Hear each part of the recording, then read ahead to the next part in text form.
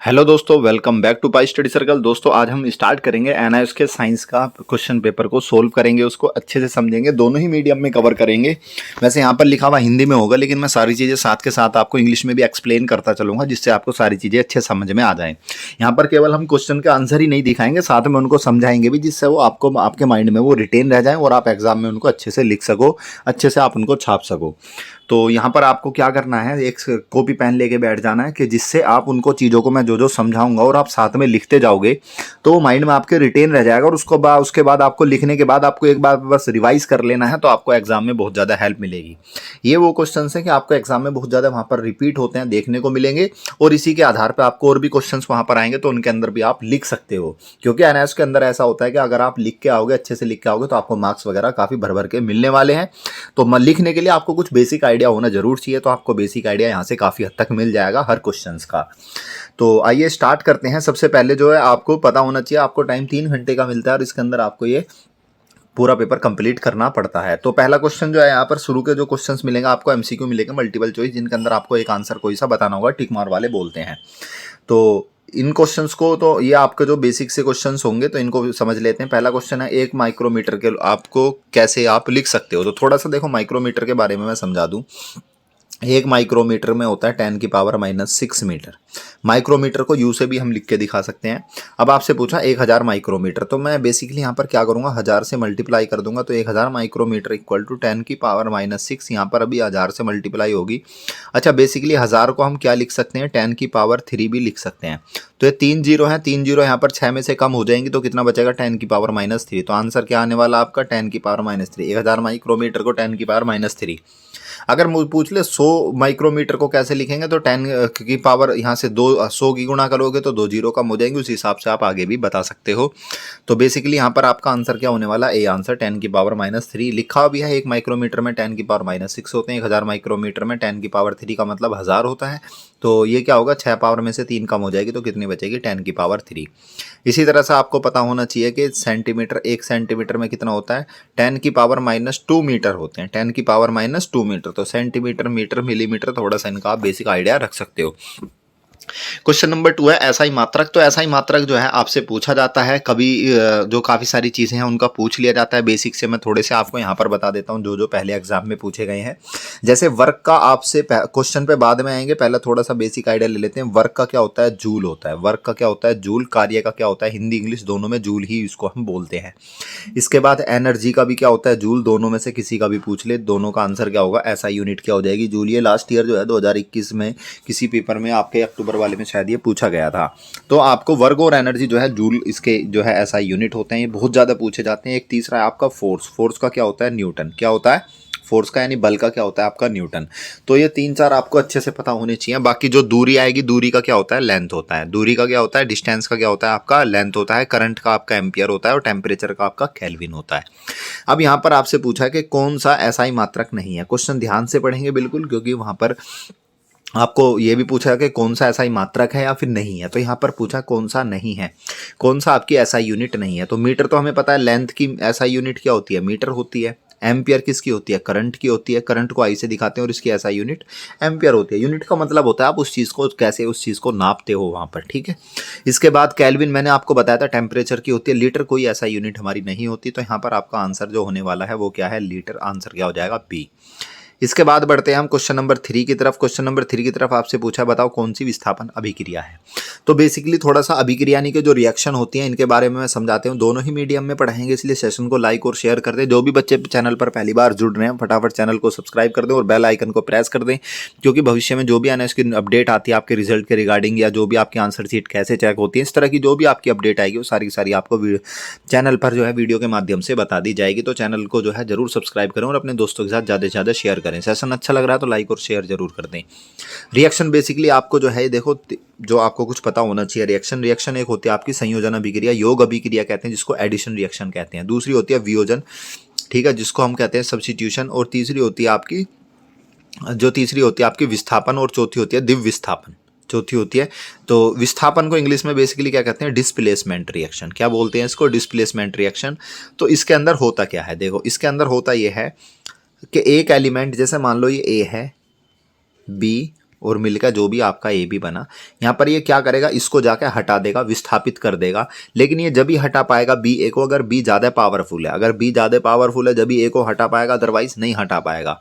तो जो ज़्यादा रिएक्टिव एलिमेंट होता है वो लेस रिएक्टिव एलिमेंट को डिस्प्लेस कर देता है। जो ज़्यादा क्रियाशील तत्व है वो कम क्रियाशील तत्व को क्या कर देता है, हटा देता है। ऐसी अभिक्रिया को विस्थापन अभिक्रिया कहते हैं। पेपर में आपसे पूछ लिया जाए कि विस्थापन अभिक्रिया भी पूछा जा सकता है कि विस्थापन अभिक्रिया बताओ क्या होती है। तो विस्थापन अभिक्रिया मैं जितना भी बोलता जा रहा हूँ, क्योंकि टाइम कम होने की वजह से मैं सारी चीज़ें लिखवा नहीं सकता, तो मैं जो ओरल बोलता जा रहा हूँ उसको आप जो है फटाफट अपने रजिस्टर में नोट डाउन करते चलें, जो भी मैं चीज़ इंपॉर्टेंट आपको बता रहा हूँ, ठीक है। तो उसको आप रजिस्टर में नोट डाउन करते चलें।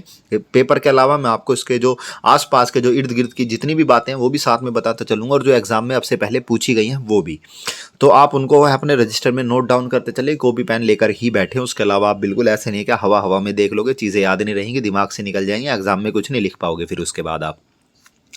तो बेसिकली क्या है, देखो थोड़ा सा यहाँ पर अभिक्रिया पूछी जाती है पेपर में। तो एक होती है, पहले आपको थोड़ा सा मैं बता दूं, संयोजन अभिक्रिया पहले, ठीक है। क्या होती है संयोजन अभिक्रिया, इसको बोलते हैं हम कॉम्बिनेशन रिएक्शन। क्या बोलते हैं, कॉम्बिनेशन रिएक्शन। इसके अंदर क्या होता है, एक एलिमेंट दूसरे के साथ मिल करके, जब दो तत्व एक साथ मिलके कोई एक यौगिक बना दें, एक एलिमेंट, एक आपका कंपाउंड बना दे, ऐसी अभिक्रिया क्या होते हैं, संयोजन अभिक्रिया बोलते हैं। इसका एग्जांपल आपको मैं संयोजन अभिक्रिया का है, ये आपके सामने भी लिखा हुआ है, ये ऊपर वाली जो है कैसी है, संयोजन अभिक्रिया। क्या है ये, क्योंकि कार्बन और ऑक्सीजन मिलकर के CO2 बना रहे हैं, ऐसी अभिक्रिया को कॉम्बिनेशन रिएक्शन कहते हैं, संयोजन अभिक्रिया। क्लियर हो गया संयोजन अभिक्रिया। इसके बाद देख लेते हैं हम आपका आपकी जो है ये है आपकी सब्स्टिट्यूशन रिएक्शन। सब्स्टिट्यूशन रिएक्शन में क्या होता है, एक कंपाउंड आपका, कोई एक कंपाउंड है वो आपका दो में टूट जाएगा। कितनों में, दो में टूट जाएगा या तीन में टूट सकता है। ऐसी को बोलते हैं हम, हिंदी में बोलते हैं विघटन अभिक्रिया और इंग्लिश में बोलते हैं इसको सब्स्टिट्यूशन अभिक्रिया, ठीक है। इसके बाद तीसरी आती है आपकी विस्थापन। विस्थापन के अंदर क्या होता है, आपका एक एलिमेंट दूसरी को डिस्प्लेस कर देता है। तो यहाँ पर इन्होंने चारों के ही एग्जाम्पल लिख रखे हैं। तो देखो यहाँ पर ही आपको मैं दिखा दूँ, इसके अंदर डिस्प्लेस कैसा होगा। देखो जो कॉपर है, कॉपर जो है ज़्यादा Zn और CuSO4, यहाँ पर क्या करेगा, जिंक कॉपर को हटा देगा, जिंक कॉपर को हटा देगा। जैसे ही कॉपर यहाँ से हट जाएगा और जिंक यहाँ पहुँच जाएगा तो क्या बनेगा, ZnSO4। तो यहाँ पर आपका बनेगा ZnSO4 और कॉपर बेचारा अलग निकल जाएगा, ठीक है। कॉपर क्या हो जाएगा, अलग निकल जाएगा। तो यहाँ पर आप देख भी सकते हो, ये रहा तीसरी रिएक्शन में जिंक ने क्या करा, कॉपर को हटा दिया है और फिर क्या बन गया है, ZnSO4 और कॉपर आपका अलग निकल गया। ऐसी अभिक्रिया को विस्थापन अभिक्रिया यानी कि डिस्प्लेसमेंट रिएक्शन कहते हैं। तो पहला किसका एग्जाम्पल आपका एडिशन कॉम्बिनेशन रिएक्शन या एडिशन रिएक्शन, दूसरा क्या है आपका, ये आपका सब्स्टिट्यूशन रिएक्शन, और तीसरी क्या है आपकी displacement reaction.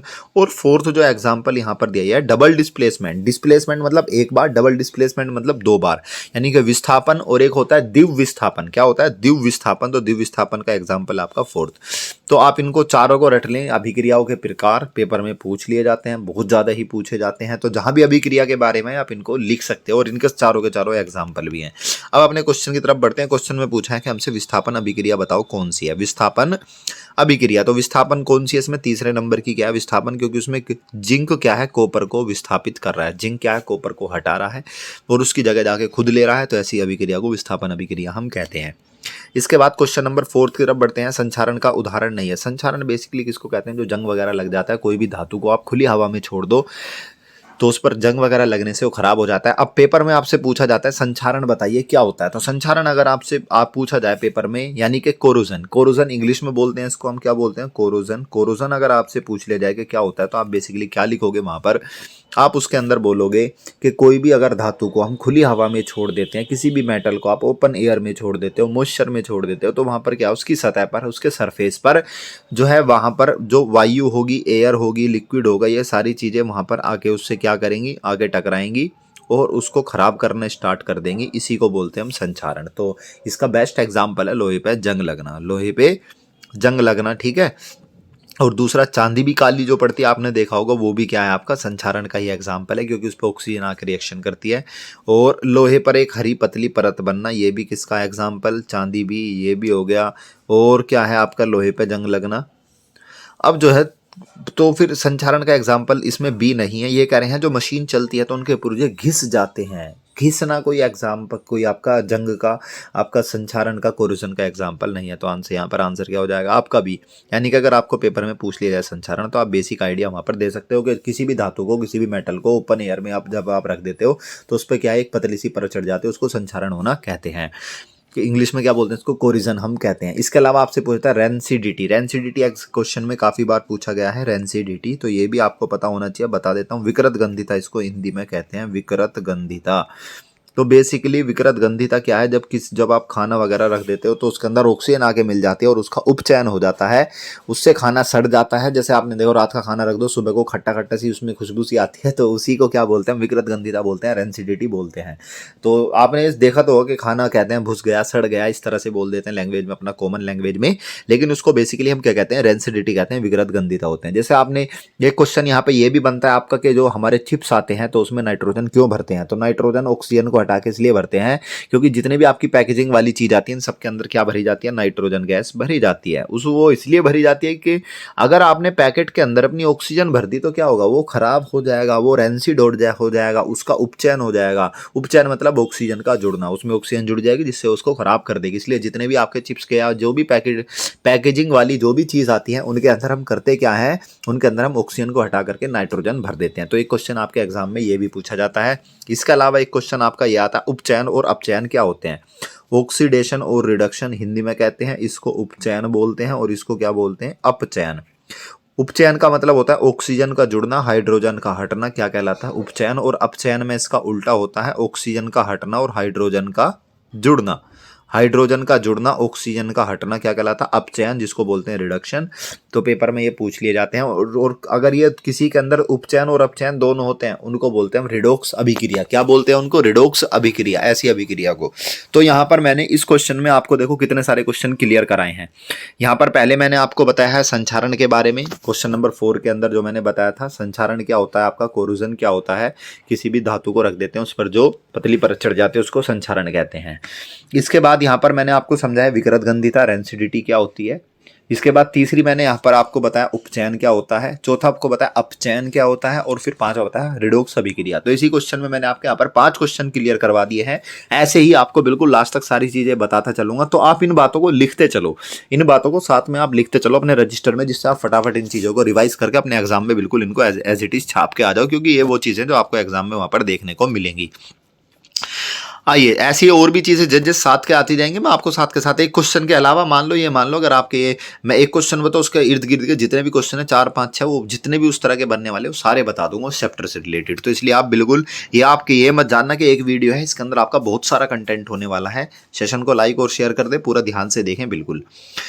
English medium Hindi medium दोनों में पता चलेंगे। इसमें बोला किसी पिंड का वायु में भार 10 न्यूटन है, जल में 7 न्यूटन है, तो पिंड पर जल द्वारा लगाया जाने वाला उत्प्लावक बल, ठीक है, इसको बोलते हैं हम उत्प्लावक बल को बायोनेंट फोर्स बोलते हैं। बायोनेंसी जो बोलते हैं, बायोनेंसी या बायोनेंट फोर्स। किसी भी ऑब्जेक्ट को आप क्या है, किसी ऑब्जेक्ट को अगर आप वेट एयर में करते हो, हवा में करते हो, यानी कि तो 10 न्यूटन आता है, लेकिन अगर उसको आप पानी में डुबोने के बाद उसका वेट करते हो तो कितना आता है, 7 न्यूटन। तो यहाँ पर देखो, यहाँ पर आपके काफ़ी सारे जो है क्लियर हो जाएंगे, यहाँ पर जो है काफ़ी सारे क्वेश्चंस क्लियर होंगे। सबसे पहला एक तो आपको यहाँ उत्प्लावक यानी कि जो बायोनेंट फोर्स क्या होता है ये एग्जाम में पूछ लिया जाता है। दूसरा एक आर्किमिडीज का प्रिंसिपल क्या होता है, ये भी आपसे पेपर में पूछा जाता है। तो यहाँ पर 2 क्वेश्चन आपके क्लियर होने वाले हैं, बिल्कुल ध्यान से देखें, कॉपी पेन को आप तैयार रखें। सबसे पहले क्या होता है, जब किसी भी चीज को आप पानी में डुबोते हो, जब कोई भी ऑब्जेक्ट है आपके पास, कोई भी पिंड है, उसको आप पानी में डुबोते हो तो उसका होता है नीचे से पानी एक बल लगाता है, उस पर पानी एक फोर्स लगाता है। यानी कि जैसे सपोज करो ये आपका पानी है, यहाँ पर ये आपका क्या है, ये पानी है, और इसके अंदर आपने एक ऑब्जेक्ट जैसे ही डाला है तो इस पर नीचे की तरफ से एक फोर्स लगता है, जो पानी फोर्स लगाता है, इसको बोलते हैं हम उत्प्लावक बल। क्या बोलते हैं इसको, बायोनेंट फोर्स बोलते हैं, इसको हम बायोनेंट फोर्स बोलते हैं, उत्प्लावक बल बोलते हैं। अब ये उत्प्लावक बल तो समझ में आ गया। यानी कि अगर बायोनेंट फोर्स के बारे में लिखना के बाद देखिए, जब किसी भी चीज को बायोनेंसी बायोनेंट कुछ भी आ जाए तो आपको यही लिखना है कि जब किसी चीज को पानी में डुबोते हैं तो नीचे से उस पर एक बल लगता है, एक फोर्स लगता है, उसको हम बायोनेंट फोर्स, या इस प्रोसेस को, इस प्रक्रिया को बायोनेंसी कहते हैं। उत्प्लावकता भी हम इसको कहते हैं, ठीक है। उत्प्लावक बल हो गया, उत्प्लावकता होगी। अब बात करते हैं आर्किमिडीज के सिद्धांत की। आर्किमिडीज का सिद्धांत क्या है, आर्किमिडीज का सिद्धांत ये कहता है कि जब किसी चीज को आप पानी में डुबोते हो तो जितना उस पर नीचे से उत्प्लावक बल लगेगा वो कितना लगेगा, तो भैया वो जितना ये जो है, ये जितना वस्तु पानी हटाएगी उतना ही नीचे से क्या लगेगा, आपका बल लगेगा। जैसे सपोज करो आप किसी टब के अंदर जाके बैठ गए या किसी नदी में कूद रहे हो, तो नीचे से जो फोर्स लगेगा ना, जितना आप पानी हटा रहे हो उस पानी का जो भार होगा, उस पानी का जो वजन होगा, उसके ही बराबर क्या लगेगा आपको, उत्प्लावक बल लगेगा।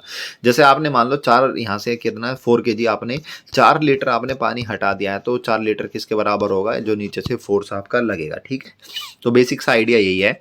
तो अब क्या है, जैसे मान लो यहाँ पर इसमें पूछा है कि हवा में तो कितना था उसका 10 न्यूटन था और पानी में कितना है 7 न्यूटन, तो पानी ने कितना जल हटाया, पानी ने भैया, पानी जो तुम्हारा हटाएगी वो 7 न्यूटन के बराबर ही बल पानी हटाएगी, क्योंकि उतना ही बल लगता है नीचे से जितना ऊपर से वो पानी हटाएगी। तो इसी को हम क्या कहते हैं, आर्किमिडीज का सिद्धांत कहते हैं। तो जब किसी वस्तु को पानी में डुबोया जाता है तो जितना उसका भार होता है, जितना वो पानी हटाएगी उतना ही उस पर नीचे से उत्प्लावक बल लगेगा। इसको क्या कहते हैं, हम आर्किमिडीज का सिद्धांत कहते हैं। This is the principle of Archimedes. तो किसी भी आप बॉडी को, आप जब कोई भी फ्लोटिंग बॉडी है, कोई भी वस्तु है, वो जब भी तैरती है, अब देखो आपको तैरने का नियम भी क्या है, पेपर में कई बार पूछ लिया था कि तैरने का नियम बताओ क्या है। तो तैरने का नियम बेसिकली है कि आपके पास कोई वस्तु है 10 किलो की, अगर इसने 10 किलो से ज़्यादा पानी हटा दिया तो ये तैरेगी, और अगर 10 किलो से कम हटाया तो ये डूब जाएगी, क्योंकि जितना पानी हटाएगी उतना ही नीचे से फोर्स। मान लो 10 किलो इनने पानी हटा दिया और तो 10 किलो का ही नीचे से फोर्स लग गया तो तैरेगी। अगर इसने मान लो 11 kg का पानी हटा दिया तो ये नीचे से फोर्स कितना लगे, 11 kg का लगेगा तो ये तैरेगी। और अगर मान लो 10 किलो की वस्तु और उसने वजन हटाया केवल 8 किलो का ही, 8 किलो का पानी हटाया है, तो उसने नीचे से फोर्स 8 किलो लगेगा तो ये क्या होगा, डूब जाएगी। तो बेसिक फंडा आपका तैरने का, फ्लोटिंग, लॉज ऑफ फ्लोटिंग। अब इसके बाद आगे क्वेश्चन नंबर 6 की तरफ बढ़ते हैं। इसमें कहा गया है किसी तरंग का 2s समयावधि का विस्थापन स्थिति ग्राफ द्वारा दर्शाइए। देखो डिस्प्लेसमेंट, विस्थापन का मतलब क्या है, बेसिकली आपका डिस्प्लेसमेंट है। तो डिस्प्लेसमेंट आपको यहाँ पर समझाना है। तो डिस्प्लेसमेंट का फॉर्मूला क्या है, डिस्टेंस अपॉन में टाइम। यहाँ पर ये डिस्टेंस आपको दे रखी है और ये ऊपर आपको टाइम को डिनोट कर रहा है। तो 2 सेकंड की समय अवधि के उस पर बताना है आपको, 2 सेकंड की, कितने समय अवधि बताना है हमें, 2 सेकंड की हमें समय अवधि पर इसको बताना है कि ये कहाँ पहुँच चुका है। ठीक है, तो बेसिकली इसको कैसे बताएंगे वो देख लेते हैं हम। तो क्वेश्चन में हमें टाइम दिया गया है 2 सेकंड। क्वेश्चन में टाइम कितना गया है 2 सेकंड, और टोटल डिस्टेंस कितनी है 7। तो 7 को 2 से डिवाइड कर देंगे, यहाँ पर आपका वेग निकल के आ जाएगा, वेलोसिटी निकल के आ जाएगी। बेसिकली क्या निकल के आ जाएगी, वेलोसिटी।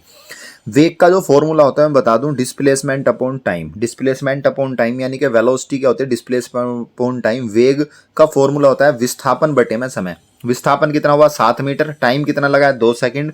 तो भैया जी 7/2 कितना आ जाएगा आपके पास आंसर, 3.5 आंसर आने वाला है। तो आंसर हो गया आपका डी।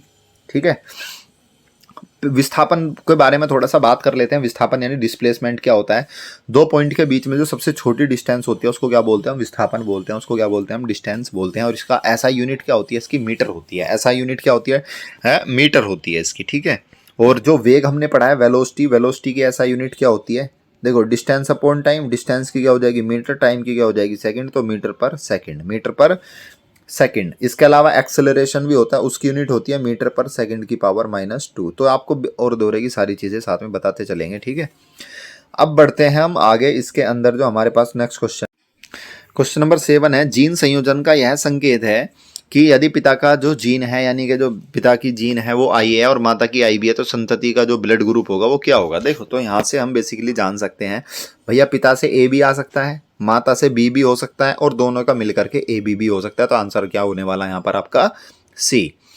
क्वेश्चन नंबर 8 की तरफ बढ़ते हैं। जिस ताप पर जल के दिए गए द्रव्यमान का आयतन न्यूनतम होगा। तो ये आपको बात याद कर लेनी है, 4 डिग्री सेल्सियस पर क्या होता है आपका जो पानी का होता है उसका आयतन क्या होता है, उसका न्यूनतम होता है। 4 डिग्री सेल्सियस पर डेंसिटी क्या होती है आपकी, मैक्सिमम होती है।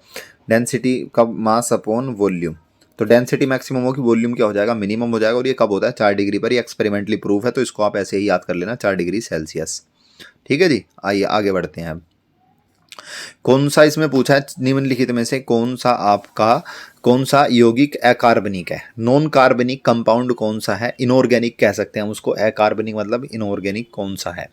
तो बेसिकली चीनी के अंदर भी आपका कार्बन पाया जाता है, केरोसिन के अंदर भी पाया जाता है, एल्कोहल के अंदर भी पाया जाता है। एल्कोहल का आपने फॉर्मूला देखा होगा। ठीक है, तो एथेनॉल जो होता है, जैसे हमारा C2 ये C2 जो है होता है C2OH। ठीक है, और इस यहाँ 2 वो लग जाएंगे आपके, 3 हाइड्रोजन जो भी 2 लगेंगे, C2H2OH। तो यहाँ बेसिकली इसके अंदर मानना है कि आपका कार्बन आ जाता है, तो कार्बन है तो अकार्बनिक तो हो नहीं सकता। तो हम नमक की बात करें, नमक का फॉर्मूला क्या होता है हमारा, NaCl। तो इसके अंदर कहीं कार्बन नहीं आ रहा, तो ये क्या है आपका अकार्बनिक है, ठीक है। उसके बाद चलते हैं हम क्वेश्चन नंबर 10 की। व्युत्पन्न मात्रक क्या, घनत्व व्युत्पन्न ऐसा मात्रक युत्व को बताना है हमें इसके बारे में, ठीक है। तो व्युत्पन्न मात्रक क्या होता है, हम क्या है इंटरनेशनल जो ऐसा यूनिट होती है इसको बोलते हैं हम ड्राइव्ड यूनिट बोलते हैं। तो हम उसको अपने हिसाब से उसको बना सकते हैं। जैसे मैंने अभी तुम्हें किसकी बताई थी, जैसे अभी वेलोसिटी की मैंने बताई थी, तो वो ड्राइव्ड यूनिट का एग्जाम्पल है। वेलोसिटी क्या है हमारे पास, डिस्प्लेसमेंट अपॉन टाइम। तो डिस्प्लेसमेंट की मीटर, टाइम की क्या है सेकंड। तो मीटर पर सेकंड जो यहाँ पर ये यूनिट बन करके आई है, ये क्या है आपकी ड्राइव्ड यूनिट है, व्युत्पन्न आपका मात्रक है। तो बेसिकली इसमें इतना लंबा चौड़ा आपको लिखने की ऐसे कुछ खास जरूरत नहीं है। बस आप ये ले सकते हो जो जो हमारी एसआई मात्रक होते हैं उनसे मिला के उनकी हेल्प से जो हम दूसरे मात्रक बनाते हैं उनको हम व्युत्पन्न मात्रक कहते हैं, या फिर ड्राइव्ड यूनिट उनको कहा कहते हैं हम। जैसे हमारे पास डेंसिटी के मास अपॉन वॉल्यूम, मास के हो जाए किलोग्राम, वॉल्यूम के हो गया मीटर क्यूब, तो किलोग्राम पर मीटर क्यूब क्या होगी हमारी ड्राइव्ड यूनिट होगी, व्युत्पन्न मात्रक हो गया। तो ऐसा यूनिट की हेल्प से जो नई यूनिट बनाते हैं, नए मात्रक बनाते हैं, उनको क्या बोलते हैं, व्युत्पन्न मात्रक या फिर घनत्व। बढ़ते हैं अगले क्वेश्चन की तरफ। शांत सल्फ्यूरिक अम्ल को आप तमलुक करेंगे तो उसका क्या होगा, पीएच पर क्या प्रभाव पड़ेगा, क्वेश्चन ये है आपका। तो जो हमारे पास सांद्र यानी कि जो कंसंट्रेटेड सल्फ्यूरिक एसिड होता है H2SO4, तो उसके अंदर अगर आप उसको डाइल्यूट करोगे, पानी वगैरह मिलाओगे, तो उसका पीएच का मान घट जाएगा, ठीक है। अगले क्वेश्चन की तरफ बढ़ते हैं। लोहे के दाने साधारण नमक और चौक पाउडर के मिश्रण के अवयवी पृथक विधि का क्रमांगत ये बताना है। तो देखो इसका जो तरीका है वो पूरा का पूरा बेसिक सा यहाँ पर लिख रहा है, ये कोई इतना इंपॉर्टेंट आपका है नहीं कि इसकी पूरी विधि आपको अब एग्जाम में आने वाली है, लेकिन ये प्रीवियस ईयर पेपर था इसके अंदर था, तो ये सारी चीज़ें आपको बता दी, ठीक है।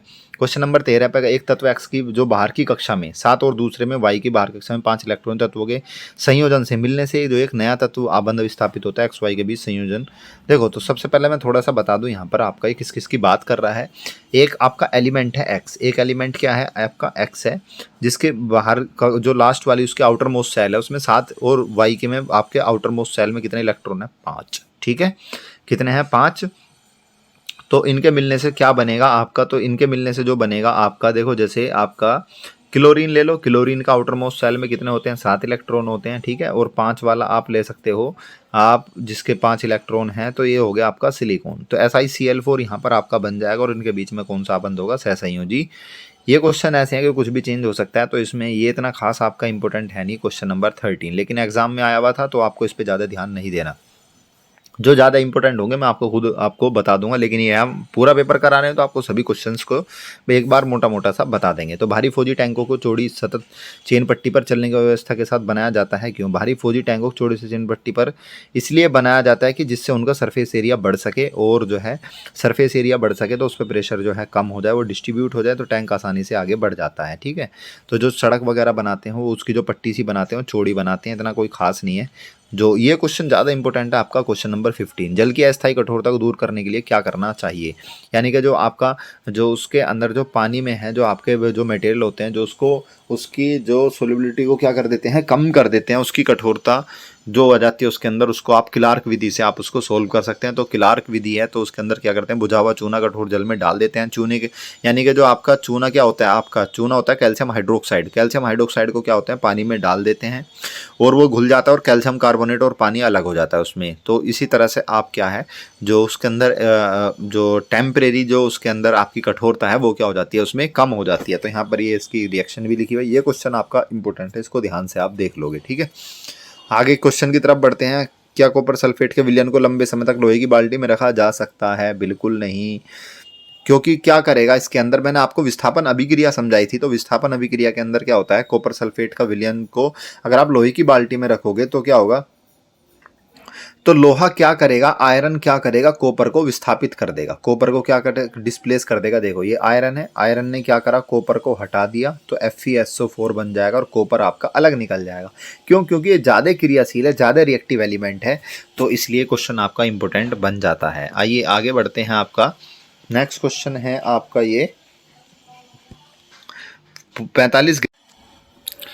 तो 45 ग्राम जल में अणुओं की संख्या का परिकलन करना है। इस तरह के क्वेश्चन आपको काफ़ी ज़्यादा पूछे जाते हैं। जो H2 है, जो वाटर है, उसके अंदर आपको एलिमेंट्स बताने हैं, जो एटम्स बताने हैं 45 ग्राम्स वाटर के अंदर। तो सबसे पहले बेसिकली इसका क्या है, नंबर ऑफ मोल्स हमें निकालने हैं H2O के। तो मोलों की संख्या क्या होगी, तो इसकी मौलिक संख्या का फॉर्मूला होता है, आपको पता होना चाहिए, given mass upon molar mass. यानी कि पानी का जो द्रव्यमान जो दे रखा है तो वो लेंगे और नीचे अपना मोलर मास। तो मोलर मास देखो, पानी का द्रव्यमान तो कितना 27 ग्राम यहाँ पर हमें गिवन है क्वेश्चन में। ये रहा सारा का सारा यहाँ पर आपको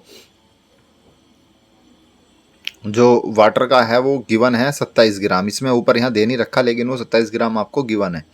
ठीक है, क्वेश्चन में मिस प्रिंट है। अब मोलर मास कैसे निकालेंगे वाटर का, वो होता है H2O। H2O का मोलर मास कितना होगा, जो मोलर द्रव्यमान निकालेंगे, हाइड्रोजन एक होता है, 2 हाइड्रोजन, ऑक्सीजन का 16, 16 2 कितना हो जाएगा 18। तो ये हो गया मोलर द्रव्यमान 27/18। तो यहाँ पर मोलों की संख्या कितनी आ गई, 3/2, 1.5 मोल। पानी के कितने मोल हैं आपके, 1.5 मोल हैं, 1.5 मोल है।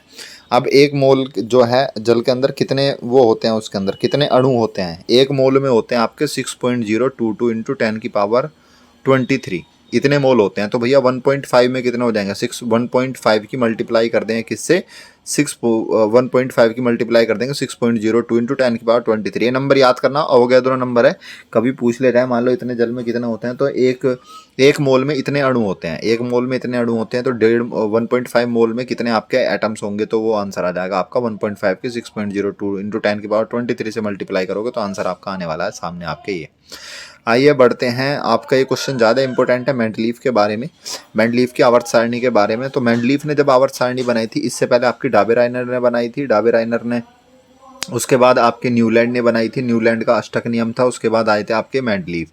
तो मेंडलीफ के बाद मॉडर्न जो आधुनिक आवर्त सारणी बनी है, तो मेंडलीफ के बारे में देख लेते हैं। तो मेंडलीफ के 4-5 आपको बातें हैं जो आपको अच्छे से इसमें क्लियर करके बतानी है। मेंडलीफ की जो पीरियोडिक टेबल है इसकी, तो इसकी खास बात ये थी, इन्होंने उस टाइम के जितने भी तत्व थे सभी को उनको खोज कर ली थी उनकी, तो सभी को इनको क्लासीफाई कर दिया था, उनका वर्गीकरण कर दिया था। उस टाइम पे, इनके टाइम पे जो तत्व की खोजे गए थे वो 63 थे, 63 थे। इन्होंने परमाणु द्रव्यमान में भी, जो एटॉमिक मास था उसमें भी इन्होंने इंप्रूवमेंट करा, उसमें भी सुधार करा। इन एलिमेंट के इन्होंने परमाणु द्रव्यमान में सुधार करा। नए तत्वों की भविष्यवाणी भी कर दी इन्होंने, कहा था कि भविष्य में इस तरह का कोई तत्व मिलेगा, और उसके लिए अपनी टेबल में खाली जगह छोड़ दी और कहा यहाँ पर ये फिल करा जाएगा। और भविष्य में उसी तरह के तत्व मिले भी, जैसे सिलिकॉन है आपका, इस तरह के तत्व बाद में वो मिले भी। ठीक है, जर्मेनियम, स्कैंडियम, ये गैलियम, ये तत्व थे जिनकी इन्होंने पहले ही आपके क्या कर दी थी, इनकी भविष्यवाणी कर दी थी, और बाद में उस तरह के तत्व मिले। तत्वों की संयोजकता के बारे में इन्होंने बता दिया था। ठीक है, उससे काफ़ी ज़्यादा हेल्प मिलती है संयोजकता को समझने में। जैसे ग्रुप 1 है तो उसमें सही एक वाले संयोजकता वाले तत्व थे। इसके बाद अगला क्वेश्चन की तरफ बढ़ते हैं। 2 किलोग्राम द्रव्यमान का पिंड है आपका, जो द्रव्यमान का एक पिंड है 30 मीटर पर सेकंड के वेग से चल रहा है उसका, यानी कि उसकी वेलोसिटी कितनी, आपकी यू कितनी दे रखी है, आपकी वेलोसिटी दे रखी है 30 मीटर पर सेकंड। इस पर जो है 6 न्यूटन का फोर्स लगाया जाता है अपोजिट डायरेक्शन में। तो 5 सेकंड में कितनी दूर वो चलेगा, 5 सेकंड में वो कितनी दूर चलेगा। तो आपने बेसिक फॉर्मूले देखो यहाँ पर पढ़े हैं हमने। न्यूटन का एक फॉर्मूला आता है equation of motion, equation of motion, गति के नियम। गति के नियम की 3 समीकरण है, आपको याद होनी चाहिए। वो एक है v बराबर v माइनस U square equal to 2as, V square minus U square. एक है v बराबर u प्लस ए टी, और तीसरी है s बराबर U T plus half A T square. तो 3 इक्वेशन है ये। तो यहाँ पर इसके अंदर हम तीसरी वाली इक्वेशन को यूज़ करेंगे, s बराबर U T plus half A T square. तो u क्या होता है, जो शुरुआत में जो वेलोसिटी होती है, v क्या फाइनल वेलोसिटी, f फॉर्मूला हो गया, और आपको क्या है, तो u दे रखा है 2 के, गलत लिख रखा है थोड़ा सा यहाँ पर इन्होंने 2 kg। ठीक है, तो द्रव्यमान का एक पिंड 30 मीटर से वेग से गतिमान से चलता है। ठीक है, तो यहाँ पर अच्छा ये लिखा है ना, ये मास कितना दे रखा है आपको, ये मास है आपका, ये u नहीं है, ये मास है, ये गलत लिखा हुआ है। तो ये क्या है आपका m है, क्या है ये m है। और वेलोसिटी क्या है आपकी 30 मीटर पर सेकंड। यहाँ से आपका, अगर आपको m पता चल चुका है और यहाँ से आपको फोर्स भी पता है कितना है, 6 न्यूटन है, तो यहाँ से आपका एक्सेलरेशन आपका आ जाएगा। क्योंकि देखो फोर्स का जो फॉर्मूला होता है वो कितना होता है ma, फोर्स कितना दे रखा है 6, मास कितना दे रखा है 2a, तो ये कैंसिल, तो एक्सेलरेशन कितना आ गया आपके पास 3 आ गया।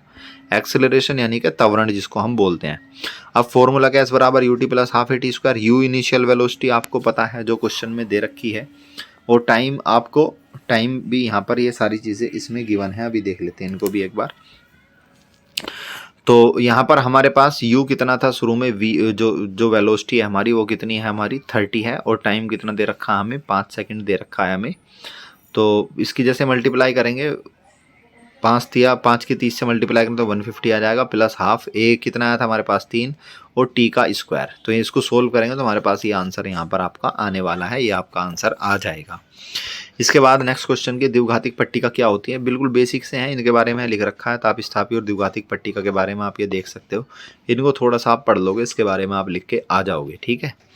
इसके बाद थोड़ा सा ये अवतल दर्पण उत्तल दर्पण के बारे में, इनके प्रतिबिंब हैं, ये इनके प्रतिबिंब हैं, इनको थोड़ा सा आप देख लेना जिससे आपको समझ में आ जाए ये प्रतिबिंब वगैरह कैसे कैसे हैं। उत्तल दर्पण अवतल दर्पण के उपयोग भी आपको देख करके जाने हैं, और किस में कौन सा आपका प्रतिबिंब बन रहा है, सारी चीज़ें यहाँ पर आपको दिखाई गई हैं। आपको एक डायग्राम सा इस तरह का आएगा, कोई भी आ सकता है आपको, अंबिका जो है इस तरह के, अमीबा का भी आ सकता है, तंत्रिका कोशिका का आया है। तो इसमें ये सारे नाम वगैरह दिए गए हैं, तो इन नामों के बारे में आपसे पूछ लिया जाता है। तो तंत्रिका कोशिका को आपको अच्छे से रट के जाना है, साथ में अमीबा भी करके जाना है, एक मानव का पाचन तंत्र, ठीक है, और एक जो है आपका आपका मेल का और फीमेल का रिप्रोडक्टिव सिस्टम। ये 4-5 डायग्राम है केवल ये, यानी एक फ्लावर का एक फूल का। तो ये 4-5-6 डायग्राम है, इनमें से कोई सा भी एक आ सकता है। तो आज के एग्जाम में पूछा गया तंत्रिका तंत्र, ध्यान रहे कौन सा, एक तो तंत्रिका तंत्र को हो गया आपका, दूसरा आपका रिप्रोडक्टिव सिस्टम जो जनन का मादा का और नर का जो जनन तंत्र है, यानी कि reproductive system of male and female, दूसरा आपका फ्लावर का। और ये बेसिक सी चीज़ें हैं जो आपको उनके डायग्राम देख के जाना, उनके नाम वगैरह सारी चीज़ें याद कर लेनी है, पेपर में आपके पूछे जाएंगे। इसके बाद है डार्विन का सिद्धांत। डार्विन का सिद्धांत आप एक बार इसको देख लोगे, सिंपल बेसिक सा है, तो इसको आप देख लोगे। इसमें से आप 2 भी पॉइंट लिखे हैं तो आपको कोई पूरे वहाँ पर नंबर मिल जाएंगे। इसके बाद कुछ थोड़ा सा यहाँ पर ये डेफिनेशंस हैं। धातु क्रम क्या होता है, निस्तापन, थर्माइट, पराक्रम, तो इनकी डेफिनेशन यहाँ पर लिखी हुई है, तो इनको आप एक बार देख लोगे और इनको आप एग्जाम में करके आ जाओगे। बाकी ये 4th क्वेश्चन को इतना खास ऐसा है नहीं कि आपके एग्जाम के, क्योंकि इस तरह के क्वेश्चन ये प्रैक्टिकल बेस्ड होते हैं और ये ऐसे क्वेश्चन रिपीट होने के चांस भी कम रहते हैं, ठीक है। तो इनको एक बार आप पढ़ लेना बस। ये भूकंप क्या होता है थोड़ा सा, ये थोड़ा इनके बारे में। बाकी क्वेश्चन नंबर 28 बहुत ज़्यादा इंपॉर्टेंट है आपका, रदरफोर्ड। रदरफोर्ड के बारे में आपको अच्छे से पता होना चाहिए। तो आपको ये 3 मॉडल आपको पता होने चाहिए। एक तो आपको रदरफोर्ड, सबसे पहले जे थॉमसन का क्या कहना था कि हमारे पास जो तरबूज होता है, जैसे कोई गोला होता है उसके अंदर इलेक्ट्रॉन तरबूज के बीच की तरह धसे हुए होते हैं, ठीक है। रदरफोर्ड का भी पता होना चाहिए, और आपका एक बोर मॉडल। 3 मॉडल आपको ये पता होने चाहिए परमाणु के, तीनों के। इनके बस आपको 3-3, 4-4 सी इनकी, अब 2-2 3 की बात और 1-2 इनकी कमियां इनकी आपको देख लेनी है वहाँ पर, और इससे ज़्यादा कुछ नहीं करना। एक पावर के ऊपर क्वेश्चन पूछ लिया जाता है, वोल्टेज और इसका। तो पावर का फॉर्मूला होता है V²/R। V आपको 10 दे रखा है, पावर 4 दे रखी है, 4 बार दे, आपको R निकालना है। तो बेसिकली यहाँ पर बस सोल्व करेंगे इसको, R आपके पास आ जाएगा। और फिर उसके बाद करंट निकालना है, तो ओम्स लॉ क्या होता है, V=IR। यहाँ से V पता है आपको, R पता है, तो यहाँ से हमारे पास करंट ये आने वाला है। फॉर्मूला ये वाला हमने लगा दिया है। तो आपको ओम्स लॉ ही पता होना चाहिए। ओम्स लॉ क्या होता है आपका, V=IR आपका ओम्स लॉ होता है। ये क्या, रजिस्टेंस अगर श्रेणी क्रम सीरीज में जोड़ेंगे तो दोनों को हम क्या करेंगे, डायरेक्ट प्लस कर देंगे, R1 + R2। और आपको इनको पैरेलल में, जो पैरेलल पार्श्व क्रम में जोड़ेंगे तो इनका उल्टा करके जोड़ते हैं, 1/R1 + 1/R2, ठीक है। तो इस श्रेणी क्रम में भी यहाँ पर आपसे पूछा गया और समांतर क्रम में भी यहाँ पर ये आपसे पूछा गया, तो थोड़ा सा बस इसको देख लेना, उल्टे करके इनको ऐड करते हैं। अनुवांशिका के बारे में है कि अनुवांशिका के दोष वगैरह क्या क्या हैं, तो अनुवांशिका के दोष वगैरह, अनुवांशिकी के बारे में कुछ भी आ जाए इस डायग्राम को छाप के आ जाना। और इसके जो भी दोष और अनेक प्रकार हैं, ये सारे के सारे यहाँ पर लिखे हुए हैं। दोष ये हीमोफीलिया होता है, थैलीसीमिया होता है, इनको आप एक बार मोटा मोटा इनको देख लोगे और इनको एक बार पढ़ लोगे तो इनसे बाहर आपका एग्जाम में आपको लिखने के लिए एक बेसिक आइडिया मिल जाएगा। मैं नहीं कहता बिल्कुल same as it is repeat होते हैं, लेकिन इसी तरह से मिलती जुलती वहाँ पर चीज़ें आपको एग्जाम में देखने को मिलेंगी। अगर आप इसी तरह से मिलती जुलती देखते जो चीज़ें हैं ये मिलेंगी आपको एग्जाम में, तो आप आराम से लिख दोगे, वहाँ पर आपको कोई दिक्कत नहीं आने वाली है। फिर भी कोई डाउट आपका रह जाता है, कोई सजेशन है, तो आप कमेंट बॉक्स में कमेंट करके बता सकते हैं। सेशन आपको कैसा लगा, लाइक और शेयर कर देना, ज़्यादा से ज़्यादा इस बच्चों के साथ को शेयर कर दें। जो चैनल पर बच्चे नए जुड़ रहे हैं उनको वो चैनल को सब्सक्राइब करके रखें और बेल आइकन को प्रेस कर दें। मिलते हैं अगले सेशन में, तब तक के लिए keep study in pi study. Thank you.